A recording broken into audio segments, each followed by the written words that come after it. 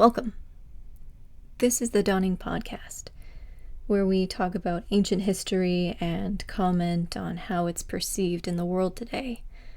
This is part one of a series on alternate history. Dawning refers to my interest in the origins of peoples and ideas, and we might not always talk about the earliest parts of a particular culture, so expect to see some 18th dynasty Egypt stuff someday. My main interest lies in the Bronze Age of the Near East, but I also love pre-European contact Americas, Pacific cultures, and in general, prehistory. So I'm an anthropology student, currently a senior in undergrad with a linguistics minor. I've been interested in ancient history and archaeology since I was 8 or 9 years old at least, watching the History Channel with my grandpa after school. In the aughties, the History Channel began to really peddle the pseudo-archaeology stuff that it's famous for now. And in my teenage years, I dove face first right into that world. I spent my allowances on books about New Agey stuff like Atlantis, Lemuria, astrology, psychic powers, lost gods and cities, elemental magic, ghosts and demons, all that crap. It's fun, don't get me wrong. And nothing dramatic really occurred to get me out of it. Just one day I stopped. I'd had my fill, I guess, of books contradicting one another with no evidence to show for either argument. As an adult, I've focused my reading on scholarly articles, textbooks, and lots of general audience history books that are quicker reads with more thrilling topics. I was hoping to find some documentaries on my favorite subjects on YouTube, but the pseudo-archaeology floods the search results, hiding a lot of real treasures. That sort of brings me to why I started this channel. My hopes are sort of twofold for it. Firstly, I get excited when I read history, and I want to talk about it. I'd love to use my handwritten notes, maps, encyclopedias, and some dry erase markers to explain what I've just learned, because it's nice to share. It's also nice to, someday, monetize things so that I can maybe pay for further universitying, because I'm still narrowing down my post-grad plans. Secondly, this is reactive to the pseudo-archaeology running rampant on the internet, and specifically YouTube. I hate that great creators like History with Sai and World of Antiquity are crowded out by people who think the Giza pyramids were built by aliens or some tall, Aryan-flavored race with quote-unquote advanced technology. I don't appreciate these types of people suggesting that ancient cultures were incapable of the feats of engineering and art that they clearly accomplished. So I want to be another voice against that camp. So about the nosedive of the History Channel. I'm going to say something that might be controversial here.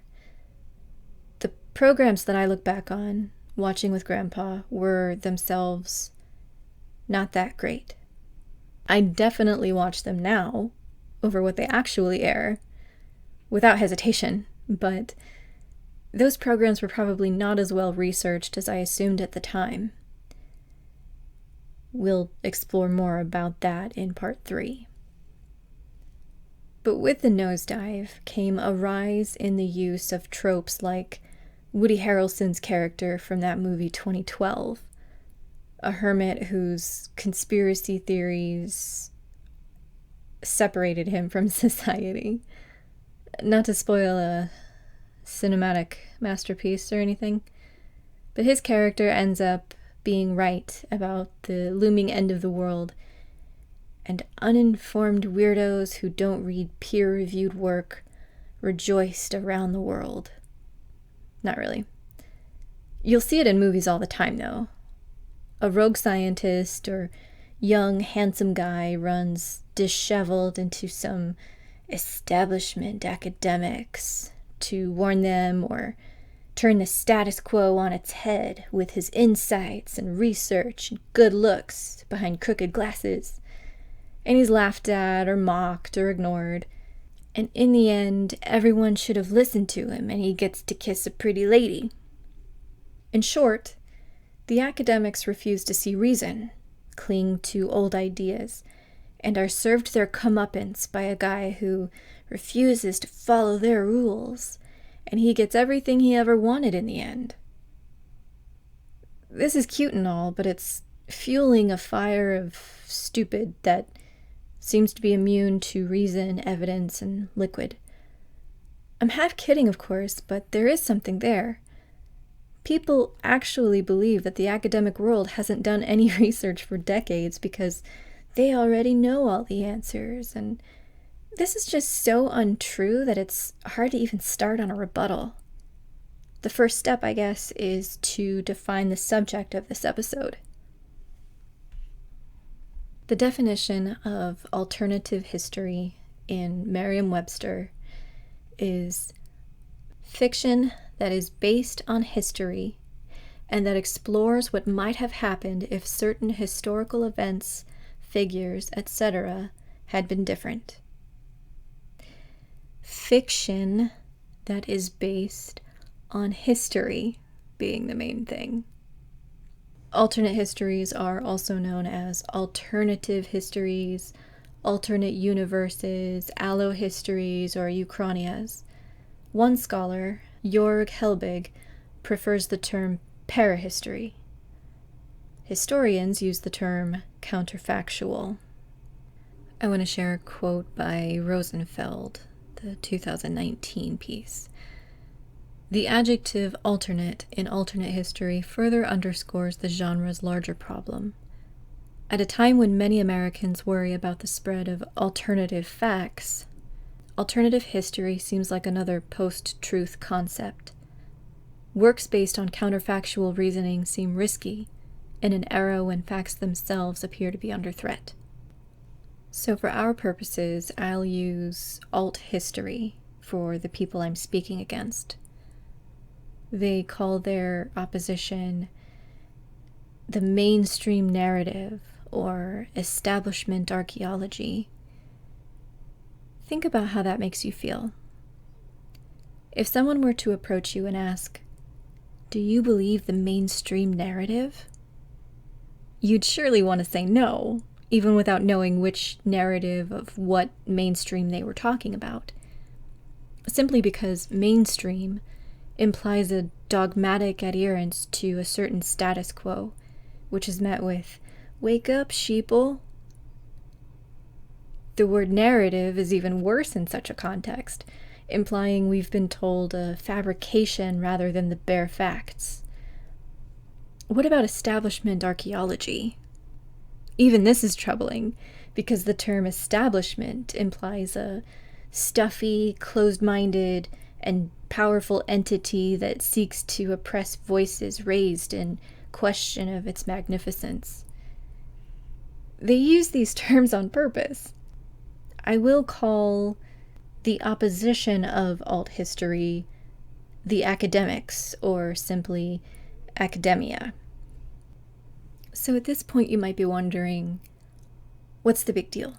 What's wrong with a handful of oddballs looking into historical facts and the mainstream narrative and all of that? Well, at best, alt history is essentially choose your own adventure fiction that the audience gets to write. Here's a quote I want to share. When they indulge in alternate history or other forms of historical manipulation, what historians/scholars, no less than policymakers or the public, seek from history is not simply understanding, but control. So you're not trying to learn, you're feeling powerless and seeking a way to feel less so. That isn't science, and it isn't history. It's a form of comfort. I recommend chocolate instead, or therapy if you can afford it. So, on the other end of that is the worst.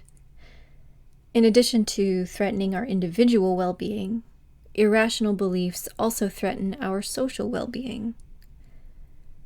This is an excerpt from the book How to Think About Weird Things, page 7. A democratic society depends on the ability of its members to make rational choices. But rational choices must be based on rational beliefs. If we can't tell the difference between reasonable and unreasonable claims, we become susceptible to the claims of charlatans, scoundrels, and mountebanks. As Stephen Jay Gould observes, when people learn no tools of judgment and merely follow their hopes, the seeds of political manipulations are sown. So you thought I was done. I'm not. There's an even worse-ier, somehow, portion to this. From the Wikipedia page for pseudo-archaeology, I quote, "Pseudo-archaeology can be motivated by nationalism or a desire to prove a particular religious, pseudo-historical, political, or anthropological theory. In many cases, an a priori conclusion is established, and fieldwork is undertaken explicitly to corroborate the theory in detail.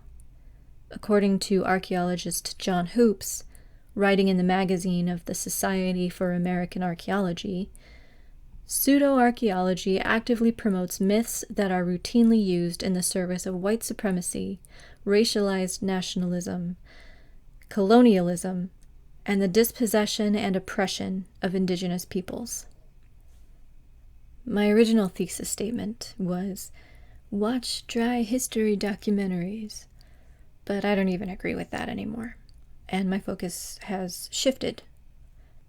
Now, after some research, I want to impress upon you the notion that pseudo-archaeology and the people who create and share it on YouTube, the internet, and television are as dangerous to scientific thought and the preservation of history, artifacts, and monuments as the first archaeologists of the Western world. Before we end today, I wanted to talk to you about Ukraine. Millions of people, mostly women and children, have been forced to flee Ukraine.